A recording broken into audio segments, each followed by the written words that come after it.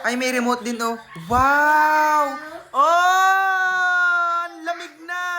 May ilaw na, may fan na rin. Naghahanap rin ba kayo ng ceiling fan light na remote? Dito na rin kayo sa Mitsushi. Ito rin kasi yung ilaw ni Miss Heart sa kanyang kwarto. Akala namin nung una hindi to quality, pero 100% sure ka dito. Tara na nga, ikabit na nga natin to. Finally, naikabit na po. Ang ganda, grabe. Tingnan natin kung gagana to.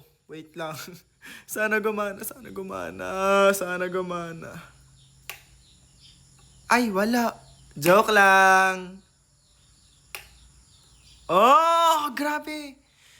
Sobrang lakas ng ilaw niya. Tingnan niyo naman, oh. Sakap na sakop lahat, oh. Sobrang lakas. Yung hangin din, sobrang lakas din humangin. Ala, ang lamig. Mas lalong lalamig sa kwarto. Ang nagustuhan ko rin dito, guys, pwede siyang palta ng ilaw. Tingnan nyo. Tingnan nyo, oh. Oh, di ba nagbabago yung ilaw niya? Oh my God, ang ganda. Tapos, pwede nyo siyang i-dark mode. Dark mode sa remote.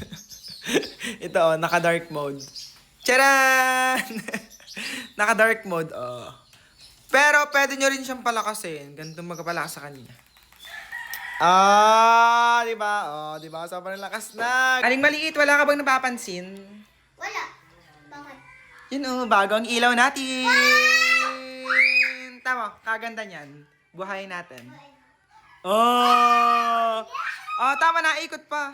Si Aling Maliit kasi takot tumulog sa gabi ng walang ilaw, kaya pwede siyang pahinaan dito. Tingnan mo.